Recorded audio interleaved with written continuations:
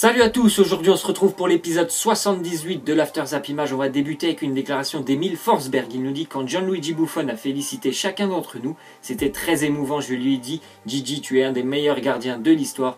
Après l'élimination de l'Italie face à la Suède, c'était lundi, on aurait pu penser que les joueurs italiens allaient rentrer directement au vestiaire. Ce n'était pas le cas du capitaine emblématique de la sélection italienne, Gianluigi Buffon, qui a déjà il a tenu à féliciter les joueurs suédois malgré l'immense déception qu'il habitait. Il ne jouera pas la Coupe du Monde. D'ailleurs, il a mis un terme à sa carrière internationale avec l'Italie sur cette mauvaise note parce que il ne sera pas présent. C'est dommage pour lui, pour cette fin de carrière internationale. Après tout ce qu'il a donné à l'Italie, il ne sera pas présent. Mais en tout cas, il a quand même félicité les joueurs. Il a applaudi aussi pendant l'hymne alors que l'hymne était copieusement sifflé par le public de San Siro.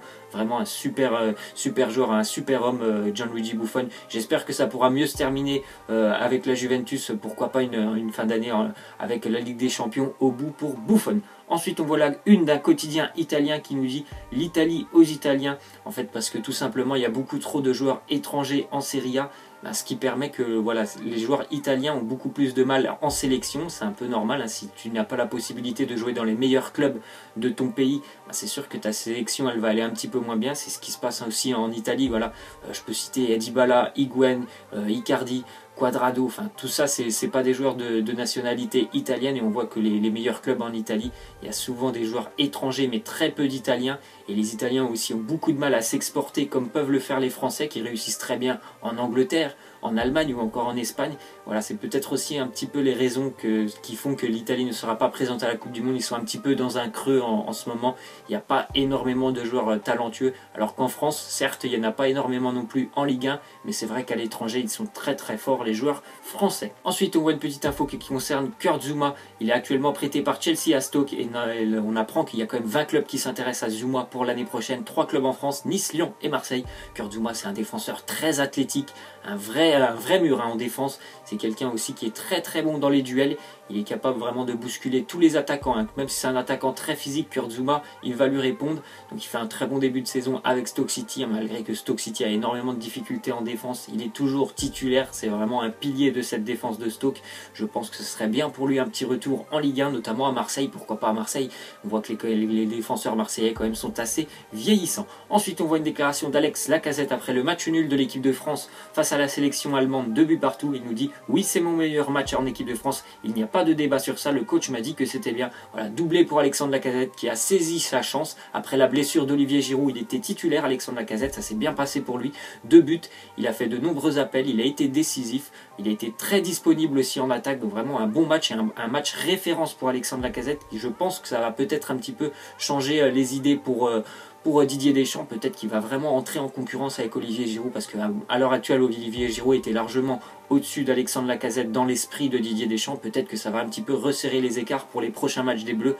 Les prochains matchs quand même, ça sera en 2018, il me semble, au mois de mars. Ensuite, on voit une statistique qui concerne Lacazette, c'est son 30e but en 2017, que ce soit en sélection et avec Arsenal. Donc bravo à Alexandre Lacazette, un très très belle année pour lui en 2017, doublé hier avec l'équipe de France. Ça lui permet d'engranger pas mal de confiance. C'est un petit peu compliqué ce début d'année avec Arsenal, mais il arrive quand même à scorer pas mal de fois, donc franchement c'est bien pour lui, parce que il est quand même le meilleur buteur français en activité en 2017, loin devant Antoine Griezmann. Donc bravo à Alexandre Lacazette. Ensuite, on voit une déclaration de Raphaël Varane. Il nous dit: l'Allemagne a un groupe assez similaire au nôtre, un mélange de joueurs expérimentés et une nouvelle génération talentueuse.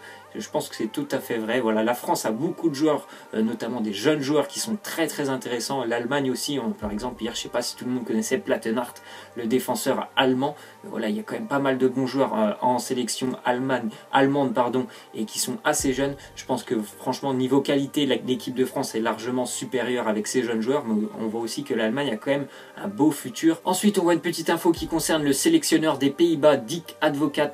Après seulement 6 mois passés sur le banc de la sélection, il va quitter la sélection. Il n'a pas réussi. Sa mission, c'était de qualifier les Pays-Bas pour la Coupe du Monde. Il a échoué, donc il va quitter son poste de sélectionneur.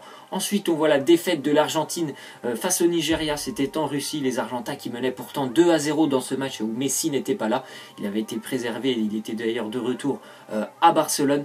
L'Argentine qui est défaite encore une fois par le Nigeria, 4 buts à 2. C'est quand même assez inquiétant pour les Argentins, une nouvelle défaite face à une sélection nigériane qui est quand même assez efficace et très intéressante, très bonne équipe sélection africaine, les Nigérians. Ensuite, on voit une petite déclaration de Ben Arfa. Il nous dit: je ne vais pas forcer le coach à me faire jouer. Moi, je m'entraîne à fond. Je reste professionnel avec le sourire et dans la bonne humeur. Voilà, bon, je pense que c'est ce qu'il y a de mieux à faire pour Hatem Ben Arfa. Continuer à s'entraîner vu qu'il ne veut pas partir et que voilà, il sait très bien qu'il n'aura pas sa place cette année avec le Paris Saint-Germain. Donc autant le faire avec le sourire, s'entraîner avec le sourire. S'il fait des matchs quelquefois en réserve, les jouer à fond. J'espère pour lui quand même qu'il va prendre la bonne décision l'année prochaine et quitter le Paris Saint-Germain. Ensuite, on voit une petite déclaration de Ronaldinho qui nous dit qu'il serait très heureux de voir Philippe Coutinho rejoindre le FC Barcelone. Il adore le style de jeu de Philippe Coutinho. Il nous dit aussi qu'il s'intégrerait parfaitement au style de jeu du Barça. Je suis tout à fait d'accord avec lui. Je pense que Philippe Coutinho, c'est vraiment le joueur dont a besoin le FC Barcelone. Il a le style de jouer pour jouer avec le Barça, avec tous les joueurs talentueux aussi qu'il y a sur le front de l'attaque catalane. Ça serait vraiment une super recrue de voir Philippe Coutinho signer avec le Barça. Ensuite, on voit que Griezmann et le FC Barcelone, encore une fois, le Barça qui est très chaud sur ce mercato. Griezmann et le Barça, c'est très chaud. Le Barça est prêt à offrir 100 millions d'euros, 100 millions ou 110 millions d'euros à l'Atlético Madrid pour que Antoine Griezmann puisse rejoindre le Barça. Normalement, c'est peut-être un courant de l'été 2018 parce que Griezmann, je pense qu'il va quand même terminer l'année. On peut aussi parler peut-être d'un départ au mercato d'hiver, mais moi je pense plutôt qu'il va déjà terminer l'année avec l'Atlético Madrid et pourquoi pas en 2018 un départ du côté de Barcelone. Mais à mon avis, Manchester United va aussi revenir à la charge, on verra ça dans les prochains mois parce que c'est vraiment un joueur très talentueux, que ce soit en équipe de France ou un joueur très important aussi dans le championnat de la Liga, donc on verra, c'est quand même un transfert assez intéressant à suivre.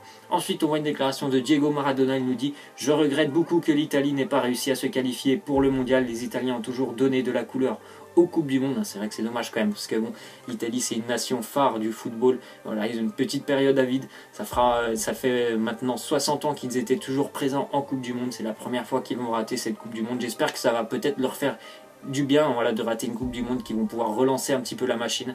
C'est vrai qu'ils étaient un petit peu sur le déclin aussi depuis la Coupe du Monde 2006. C'était un peu compliqué pour eux, donc j'espère que ça va peut-être relancer la machine et qu'on les reverra en forme dans quelques années.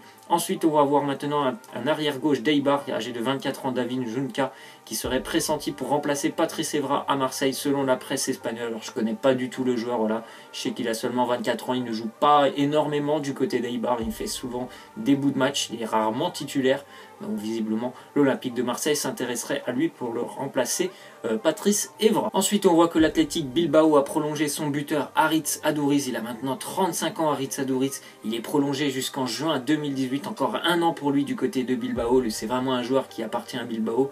Il a passé de nombreuses années à Bilbao. Il était parti, il me semble, 3 ou 4 ans, il y a maintenant 5 ans, mais c'est quelqu'un qui est vraiment lié à l'Athletic Bilbao, qui arrive quand même à marquer presque 15 buts par an du côté de Bilbao, malgré ses 35 ans. Donc son âge, voilà, ça n'a rien à voir avec son talent. Il est très intéressant et c'est un très bon buteur aussi, très bon joueur de la tête, Aritz Aduriz. Ensuite, on voit une petite info, donc selon Sport Bild, un quotidien allemand, Carlo Ancelotti serait le grand favori de la fédération italienne pour devenir le nouveau sélectionneur. C'est une info quand même à prendre avec des pincettes parce qu'Ancelotti il avait quand même dit qu'il ne souhaitait pas entraîner avant 2018, il allait prendre une petite année de repos. Après, on sait tous que voilà, Ancelotti, il a toujours voulu prendre la sélection italienne en main. Est-ce qu'il va avoir envie de la prendre maintenant alors qu'elle est vraiment quand même au plus bas? La sélection italienne, je n'en suis pas sûr, on verra tout ça. Mais c'est potentiellement un choix pour les Italiens de nouveaux sélectionneurs. Ensuite, on voit une petite statistique qui concerne Christian Eriksen, le milieu de terrain danois qui a qualifié le Danemark à la Coupe du Monde. Les Danois se sont imposés hier 5-1 face à l'Irlande. Triplé pour Christian Eriksen. Il est auteur de 10 buts, c'est le meilleur ratio pour un milieu de terrain sur ces phases de qualification européenne. 10 buts, c'est plus que tous les autres milieux de terrain sur ces phases de qualification. Donc bravo à Christian Eriksen. Je pense que c'est vraiment un joueur qui est sous-coté. Il est énorme avec Tottenham. Avec sa sélection danoise, il est aussi très intéressant. Donc pour moi, c'est un des joueurs les plus sous-cotés à l'heure actuelle, Christian Eriksen. Ensuite, on voit une petite déclaration du sélectionneur suédois. Il nous dit: c'est incroyable, Zlatan a pris sa retraite internationale il y a plus d'1 an et demi et nous sommes encore en train de parler de lui. À un moment donné, il va falloir arrêter et commencer à parler de tous les grands joueurs qu'il y a dans cette équipe, selon moi. C'est vrai qu'on entend surtout parler de Zlatan, alors que bon, bravo quand même aux Suédois. Bravo à cette sélection qui s'est qualifiée sans sa star Zlatan Ibrahimovic. Donc bravo à eux, alors qu'on n'arrête pas de parler que de Zlatan. Et ma petite question de fin, ça sera: est-ce que Zlatan doit revenir en sélection? Donc pour moi, c'est un non catégorique. Déjà, lui, lui il l'a dit, ça fait maintenant un an et demi qu'il n'est pas là, il ne veut pas revenir avec sa sélection, donc j'espère que voilà, le fait qu'il se soit qualifié en Coupe du Monde, ça ne va pas le faire changer d'avis pour lui, Zlatan. Pour moi il a dit non, donc ça sert à rien de revenir en sélection. Vous pouvez me laisser en commentaire vous si vous souhaitez que Zlatan revienne pour le voir pendant la Coupe du Monde. Voilà, c'est la fin de cet After Zap Image, j'espère que ça vous aura plu. N'hésitez pas à lâcher des likes, à vous abonner. Moi je vous laisse et je vous dis à la prochaine, ciao.